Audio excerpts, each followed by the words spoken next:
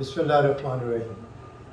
محترمہ بے نظیر بھٹو کی سالگرہ کے موقع پر قومی اخبارات میں شائع ہونے والا میرا کالم ایسا آسان نہیں بے نظیر ہونا۔ بے نظیر ایک ایسا نام ہے جو دنیا کے کسی بھی حصے میں لیا جائے تو ایک مسحور کن شخصیت کی تصویر ذہنوں میں ابھرتی ہے۔ محترمہ بے نظیر بھٹو شہید، عالم اسلام کی پہلی منتخب کم عمر ترین خاتون وزیر اعظم۔ 21 جون 1953 میں جب ذوالفقار علی بھٹو کے ہاں پہلی بیٹی کی پیدائش ہوئی تو نام بے نظیر رکھا گیا۔ اس نام کا ایک استعارہ میں تبدیل ہونا اور ایک فکر بننا ایک طویل جدوجہد کا نام ہے۔ یہ بے نظیر جدوجہد ہی بے نظیر کی سوانح حیات ہے۔ کسی نامور شخصیت کے ہاں پیدا ہونا قابل فخر بات تو ہے، مگر بڑی بات یہ ہے کہ جو آپ کے تعارف کا باعث ہو، ان کے نام کو آپ اپنے کردار سے بام عروج پر پہنچا۔ محترمہ بے نظیر بھٹو نے بھٹو شہید کی سیاسی جدوجہد کو آگے بڑھاتے ہوئے پاکستان میں جمہوریت، آزادی، اظہار رائے کی آزادی، مساوات، معاشی اور معاشرتی طور پر کمزور طبقات کے لیے بے مثال جدوجہد کی۔ بھٹو خاندان میں بچیوں کی تعلیم کو معیوب سمجھا جاتا تھا، لہٰذا بے نظیر بھٹو کی تعلیم کے لیے ایسی روایات سے بغاوت کرتے ہوئے ذوالفقار علی بھٹو اور بیگم نصرت بھٹو نے روشن خیالی کا راستہ اپنایا۔ بے نظیر بھٹو ذہین تو بہت تھی، مگر انتہائی حساس بھی تھی۔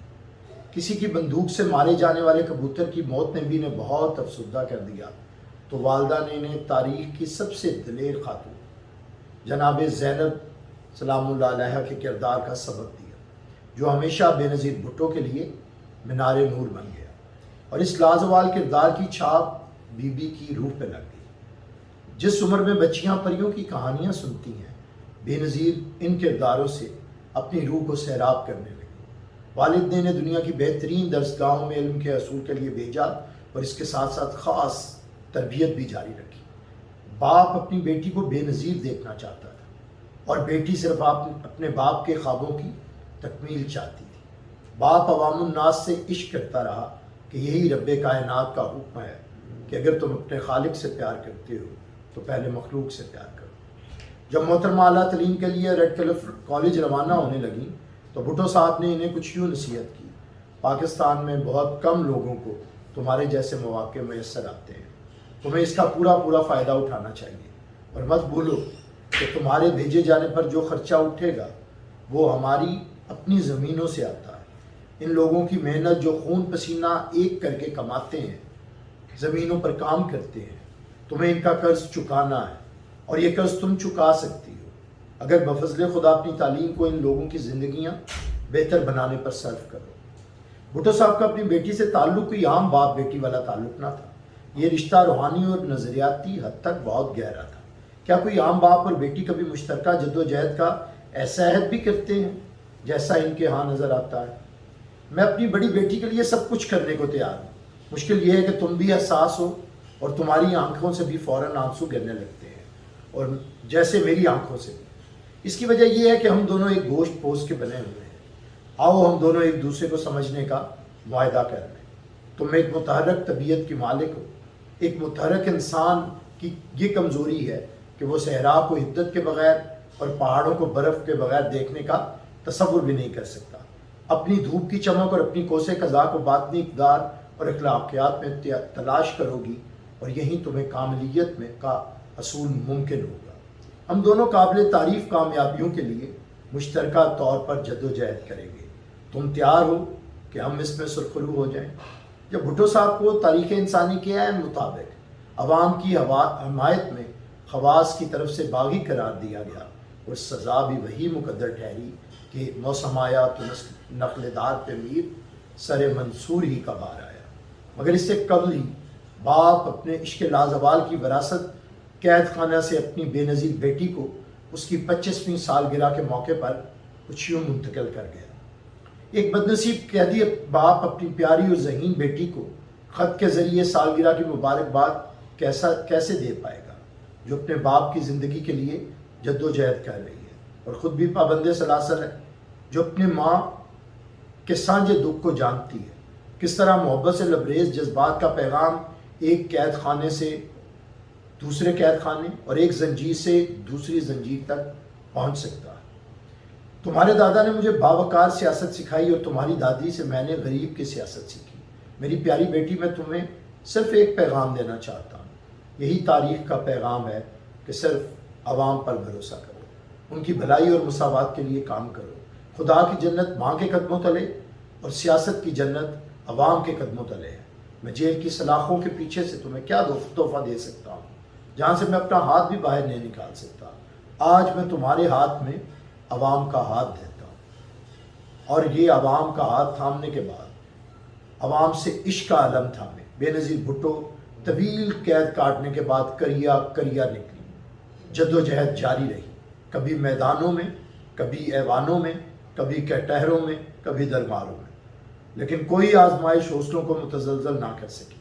سب سے چھوٹے بھائی شاہ نواز کو جب سازشوں سے قتل کیا گیا تو اسے اپنی سرزمین میں دفن کرتے وقت شاید بی بی یہی عہد تو کر رہی تھی کہ آؤ یہ زمین کھو دے اور اس میں اپنے دل بو دے، کریں سیراب اس کو آرزوؤں کے پسینے سے، کہ اس بے رنگ جینے سے نہ میں خوش ہوں، نہ تم خوش ہو، نہ ہم خوش ہیں۔ کوئی غم آگے بڑھنے سے روک نہ سکا۔ جب ہر سو ہو کا عالم تھا، لوگ حق بات کہنے سے ڈرتے تھے، اس وقت لشکر یزید میں ایک کنیز کربلا مظلوموں کی آواز بن کر ظالموں کو للکار رہی تھی کہ میں بھی منصور ہوں قید و اغیار سے۔ جدوجہد دریاؤں کی مانند آگے ہی آگے بڑھتی جا رہی تھی۔ ایک دشمن ختم ہوا تو اپنے بہت سے ہواری بصورت وارث چھوڑ گیا۔ کبھی مکمل اقتدار منتقل نہ ہوا کہ خوف رہا کہ کہیں عوام طاقت کا سرچشمہ بن کر مکمل معاشرتی اور معاشی مساوات کا نام نہ لے۔ دختر مشرق کو سازشوں میں گھیرا جاتا، مگر وہ اپنی دھن میں پکی عوام کے عشق میں مست لوگوں کو روزگار کی صورت میں روٹی، کپڑا اور مکان دیتی رہی، علم کی شمع جلاتی رہی، صحت کی نعمت عوام کے دروازوں تک پہنچاتی رہی، روشنی گھر گھر پہنچتی رہی، اور لوگ گاتے رہے کہ میرے گاؤں میں بجلی آئی۔ مگر جیل والے تو ہمیشہ سے روشنی سے ڈرتے ہیں، لہٰذا پھر سازش گھڑی اور نصرت کی آنکھوں کے نور مرتضیٰ کے خون کی ہولی کھیلی گئی، اور بھٹو کو قتل کر کے دوسرے بھٹو کی حکومت کا خاتمہ ایک گھنونا کھیل تھا۔ ماں اور بہن کے ہمراہ گبرو جوان بھائی کا لاشا دفنانا اور دل کا غم بیوی نے کچھ یوں بیان کیا: آج گڑی خدا بخش کے قبرستان میں ہم 3 عورتیں تھیں اور ہمارے ساتھ 3 قبریں تھیں۔ 17 سالوں میں بھٹو خاندان کے تینوں مرد عوام، جمہوریت اور مساوات پر قربان ہو گئے۔ ان سب کے باوجود جدوجہد جاری رہی۔ دلیر اور غیرت مند خاتون کی جوانی کے 12 سال جیل میں گزر گئے۔ بھٹو کی بیٹی اور بلاول کی ماں بچوں کو ساتھ لیے ایک شہر سے دوسرے شہر عدالتوں اور کٹہروں میں پیش ہوتی رہی۔ آج بھٹو کے قاتل کے وارث جب بھٹو کے کارناموں کا ورد کرتے ہیں تو سمجھ آتی ہے کہ بے نظیر جدوجہد کا ثمر کیا ہوتا ہے۔ جب بھٹو کی بیٹی کو شہر شہر کٹہروں میں پیش کرنے والوں کی چیخیں بلند ہوتی ہیں کہ ہائے کسی کی بیٹی کو بھی بیٹی سمجھو، تو مکافات عمل کا مطلب اور تاریخ کی سچائی سمجھ میں آتی ہے۔ آج بے نظیر بھٹو کے بدترین مخالفین جب بے نظیر بھٹو کے مشن کی تکمیل کا عہد کرتے ہیں تاکہ ان کا اپنا قد بڑھ سکے، تو بے نظیر جدوجہد کی حقیقت کا ادراک ہوتا ہے۔ بے نظیر بھٹو کی بے نظیر اپنے آخری سانس تک ملک کے بلاولوں، بختاوروں اور آسپاؤں کے لیے جدوجہد کرتی رہی، اور اپنا آج ان کے کل پر قربان کرتی رہی کہ اپنے لیے تو سب ہی جیتے ہیں اس جہاں میں، لیکن بیوی کا مقصد تو اوروں کے کام آنا تھا۔ آج کے بونے حکمران جب بے نظیر بھٹو انکم سپورٹ پروگرام سے بے نظیر کا نام ختم کرنا چاہتے ہیں، تو بے نظیر کی غریب مائیں اور بہنیں ان کے سامنے جیے بے نظیر کا نعرہ بلند کرتی ہیں، تو ثابت ہوتا ہے کہ جو دل میں بس رہا ہے حکومت اسی کی ہے۔